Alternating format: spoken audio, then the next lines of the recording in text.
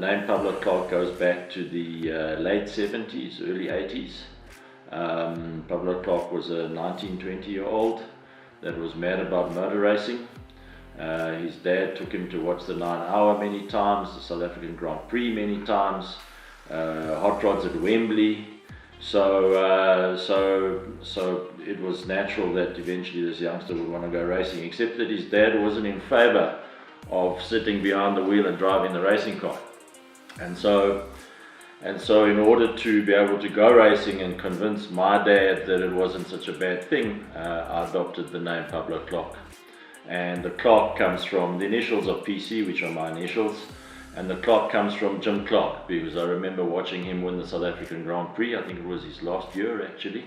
Him and Graham Hill were in the Lotus 49. I was sitting at Clubhouse. We were members of the sports car club, so we had seating at Clubhouse, and you'd see these two Lotus 49s come around sunset, looking so beautiful, and in Jim Clark's case, so beautifully smooth. And I think he's one of the greats. And so we adopted his name, and actually our team badge has part of the Clark family crest in it, which is the red stripe. But nevertheless, early 80s was the start of a golden era in South African motorsport. I think there've been a few. At the time it was Group 1 racing, and with not too much money. I was a student.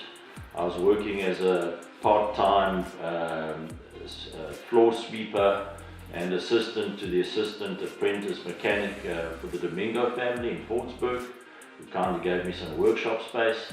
And then Mike Domingo was racing a Formula Atlantic at the time, in March 76.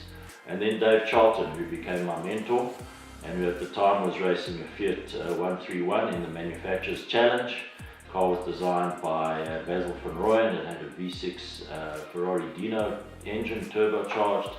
And so I was a gopher for these people, and they kindly helped me get the show on the road. And the first thing that I needed to do was to get a loan from Nedbank, which the Domingos helped me with, because I was studying as a student at the time, but needed to show that I had gainful employment. And so I got a loan of 1,500 Rand, which I paid off 50 Rand a month, and bought a Mazda Capella RS, which was the ultimate at the time. Dave Charlton had developed those cars on behalf of Sigma, and it was a front runner. And the car that I found, I was so lucky, it was the perfect car. One owner, a lady living in Alberton, that needed to sell the car because I think her husband wanted to pave the driveway.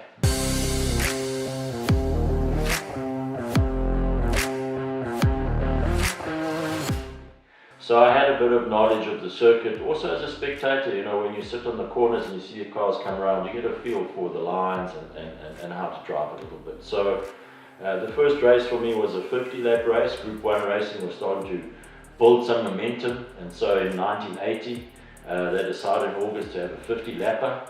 You had to stop once, compulsory, and you had to remove a wheel and either put the same wheel back on or replace it, and you had to use standard equipment.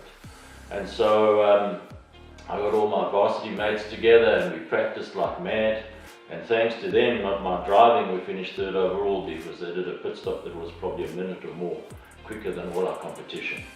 But I had started racing, and I had this car, and I decided 1981 was going to be my first full season, and it was an amazing year. There were probably 8 guys that were front runners.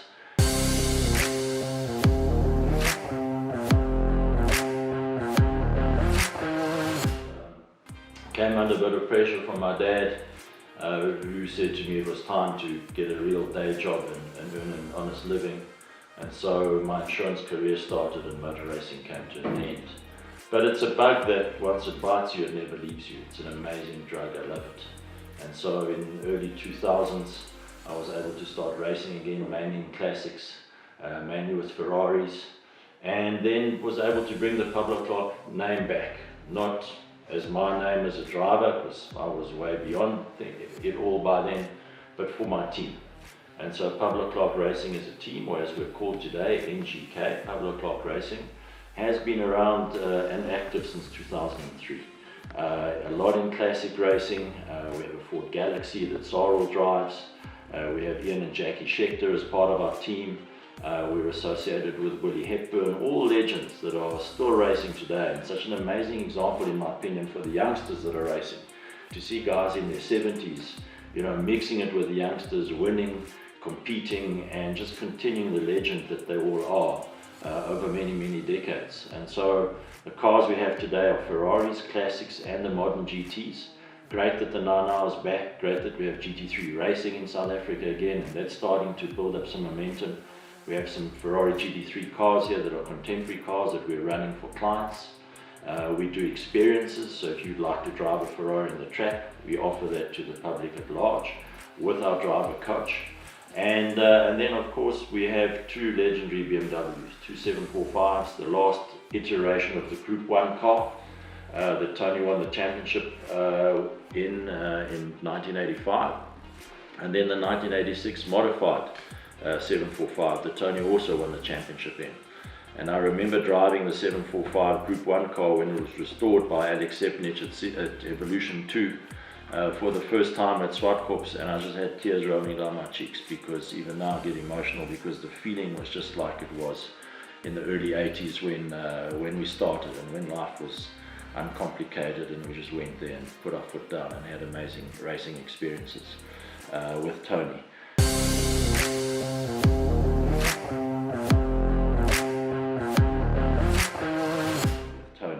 So today we're located, Pablo Clark Racing in Kyalami Business Park. We're in the former premises of the Ferrari dealer of Johannesburg called Rosso Sport. We became their official dealer team in 2008. We raced a 430 Challenge car for them. They had imported 5 of those cars and needed to sell them. And so they gave us the first car that arrived to race. We managed to win a race at Kyalami with the car, and then they sold all 5 straight away. And we've been running a classic 250, a little bit like the Sterling Moss car here on the table. Ours is a rebody, it's not an original. If it was an original, I could retire and go to heaven, because this kind of car is worth about $10 million in its original form. So we've got a rebodied Ferrari that looks like a short wheelbase, so we race that car.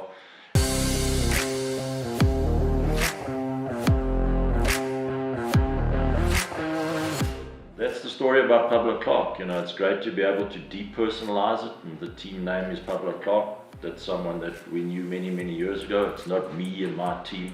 It's a lovely group of youngsters that prepare cars, that are passionate about racing, that are passionate about sharing the experience of driving a racing car, and in particular Ferrari, because Ferrari and BMW are our main focus, and to be able to share that with anyone that's enthusiastic about doing motor racing and just, you know, being associated with what we do.